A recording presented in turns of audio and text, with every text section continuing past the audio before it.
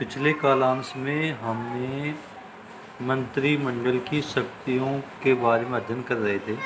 उसमें से कुछ एक दो शक्तियाँ बच गई थी, जैसे वैदेशिक संबंधों का संचालन।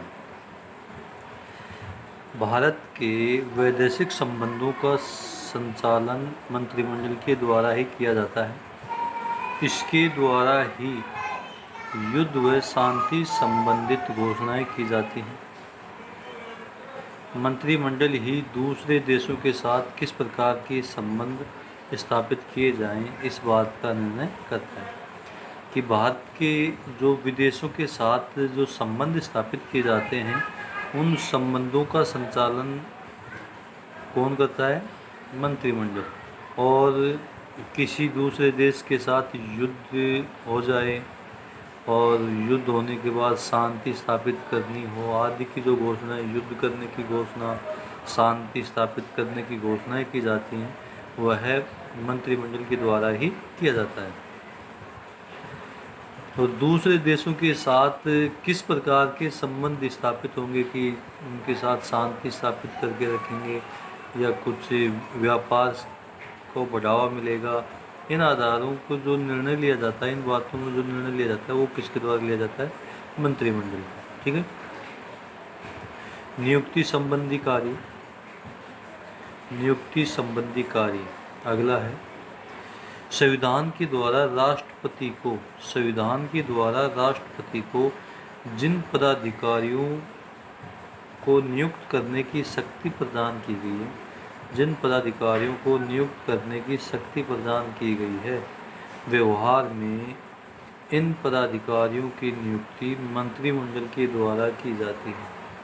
मतलब हम पीछे पढ़ चुके हैं कि राष्ट्रपति अपनी कार्यपालिका शक्ति का प्रयोग करते हुए कुछ पदाधिकारियों की नियुक्ति करता है, तो उन पदाधिकारियों की नियुक्ति करने का अधिकार तो किसको है? राष्ट्रपति को।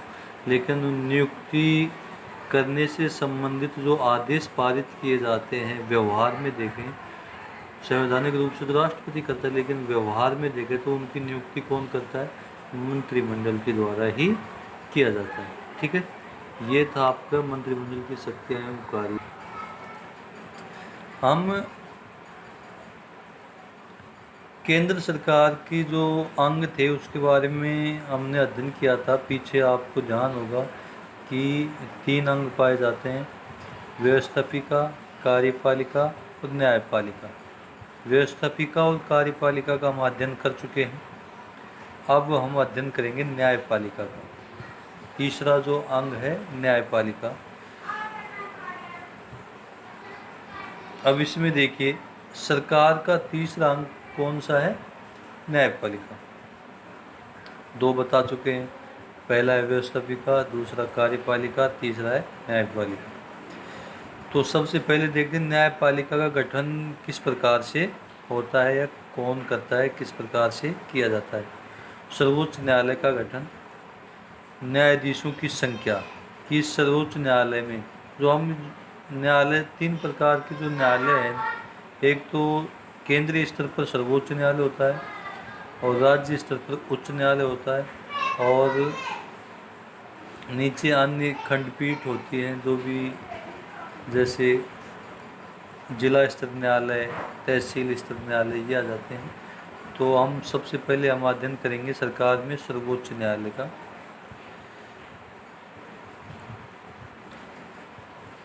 इसमें न्यायाधीश कितने होते हैं? नंबर 1 आती है न्यायाधीशों की संख्या। प्रारंभ में सर्वोच्च न्यायालय के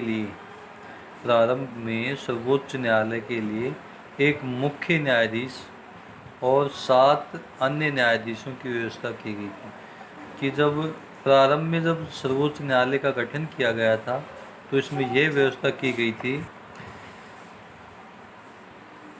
तो प्रारंभ में जो व्यवस्था की गई थी उसमें एक तो मुख्य न्यायाधीश होगा, चीफ जस्टिस, और उसके साथ कार्य करने के लिए 7 अन्य न्यायाधीशों की व्यवस्था की गई थी।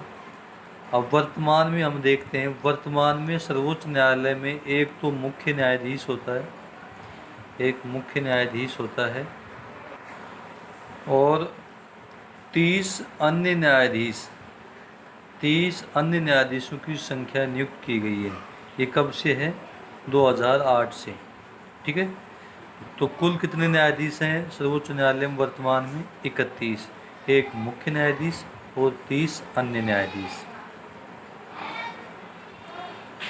अगले लाइन से लिखना है ये, संविधान के अनुसार सर्वोच्च न्यायालय के संविधान के अनुसार सर्वोच्च न्यायालय के न्यायाधीशों की संख्या निश्चित करने का अधिकार न्यायाधीशों की संख्या निश्चित करने का अधिकार संसद को होता है। कि सर्वोच्च न्यायालय के न्यायाधीशों की संख्या कितनी होगी, यह निश्चित कौन करता है? संसद करता है। संसद समय समय पर कानून बनाकर इन न्यायाधीशों की संख्या कितनी होगी तो वो निश्चित करता है संसद। ठीक है। तो पहले प्रारंभ में 7 थी और वर्तमान में 31।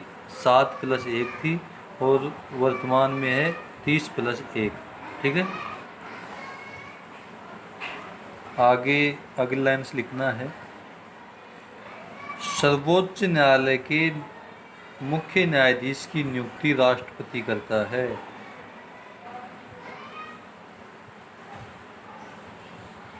कि जो सर्वोच्च न्यायालय के जो मुख्य न्यायाधीश की नियुक्ति करता है वह कौन करता है?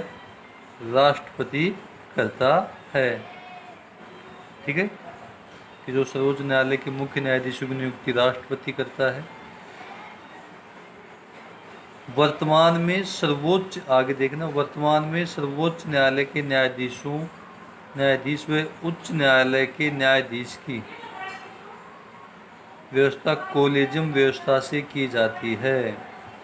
कि जो मुख्य न्यायाधीश की नियुक्ति तो कौन कर देता है?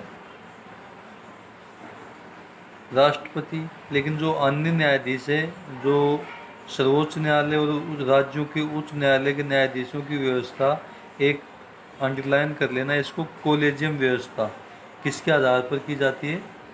कोलेजियम व्यवस्था के आधार पर की जाती है। तो हम आगे अब देखते हैं कोलेजियम व्यवस्था होती क्या है। अभी हमने देखा कि कोलेजियम व्यवस्था के आधार पर सर्वोच्च न्यायालय के न्यायाधीशों की नियुक्ति की जाती है। तो अब देखते हैं कोलेजियम व्यवस्था होती क्या है। सर्वोच्च न्यायालय के मुख्य न्यायाधीश व 4 वरिष्ठतम न्यायाधीशों का एक समूह राष्ट्रपति को प्रस्तावित करते हैं। वह राष्ट्रपति इन्हीं नामों में से न्यायाधीशों की नियुक्ति करते हैं। जो इसमें कोलेजियम व्यवस्था के अंदर जो सर्वोच्च न्यायालय का एक मुख्य न्यायाधीश जिसको राष्ट्रपति नियुक्त करता है वो, और 4 अन्य न्यायाधीश होते हैं जो वरिष्ठ न्यायाधीश होते हैं, वो उनकी एक कमेटी बैठती है और जो कमेटी होती है उसी कमेटी को क्या बोलते हैं? कोलेजियम व्यवस्था। ठीक है। और वह कमेटी जिन नामों को प्रस्तावित करती है उस कमेटी के द्वारा जो नाम दिए जाते हैं वो किसके पास जाते हैं? राष्ट्रपति के पास।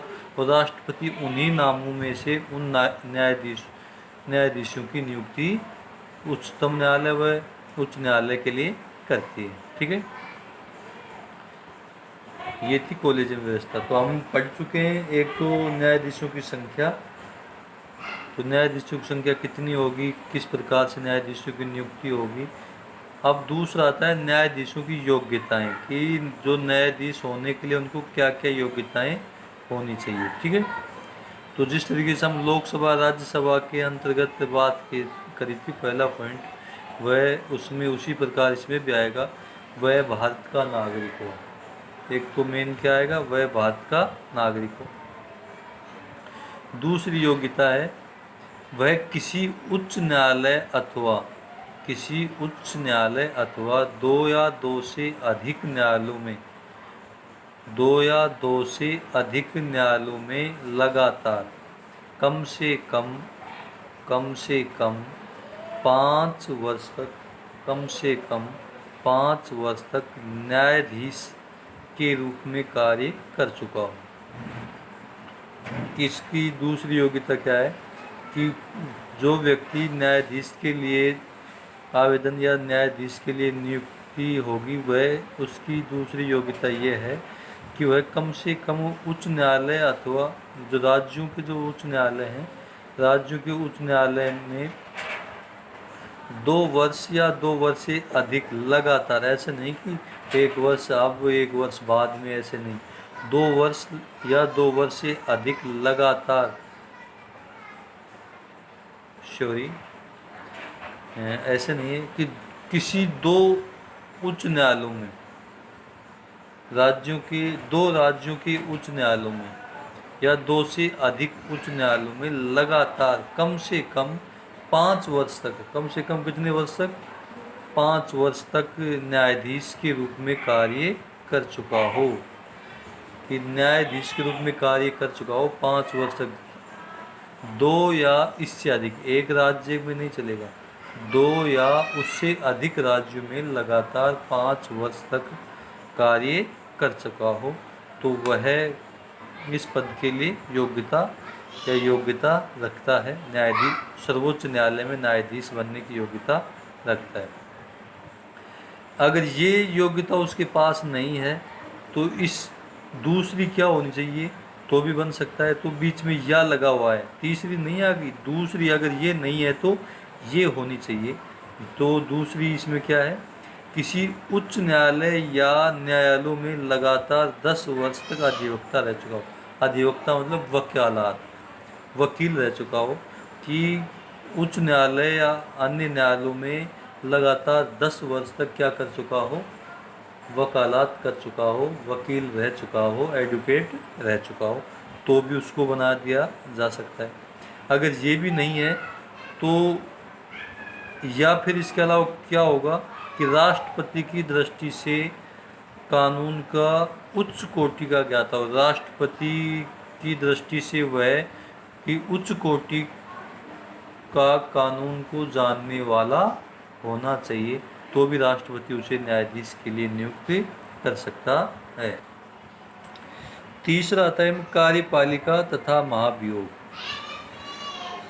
साधारणतः सर्वोच्च न्यायालय का प्रत्येक न्यायाधीश 65 वर्ष की आयु तक अपने पद पर बना रह सकता है।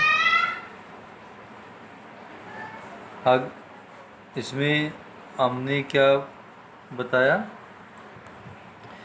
कि कार्यपालिका तथा महाभियोग कितने वर्ष तक वह कार्य कर सकता है या कितने वर्ष तक वह अपने पद पर बना रह सकता है, तो वो न्यायाधीश की जो खुद की कितनी 65 वर्ष की आयु हो जाए व्यक्ति की, ऐसा नहीं कि वो 65 वर्ष तक कार्य करेगा, नहीं, आयु उसकी 65 वर्ष तक हो जाती है तब तक वह अपने पद पर बना रह सकता है। अगर वह अपनी स्वेच्छा से उससे पहले इस्तीफा दे सकता है तो दे सकता है।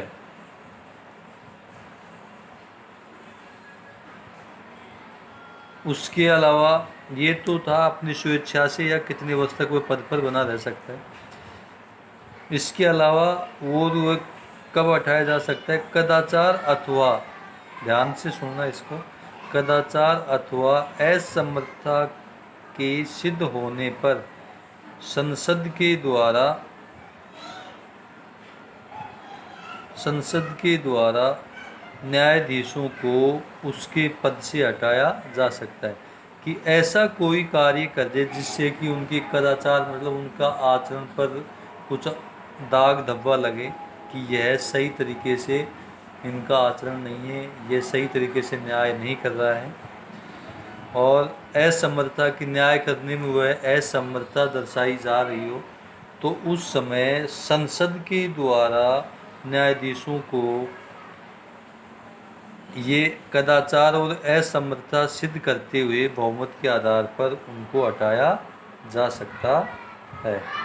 ये था कदाचार और असमर्थता के बारे में।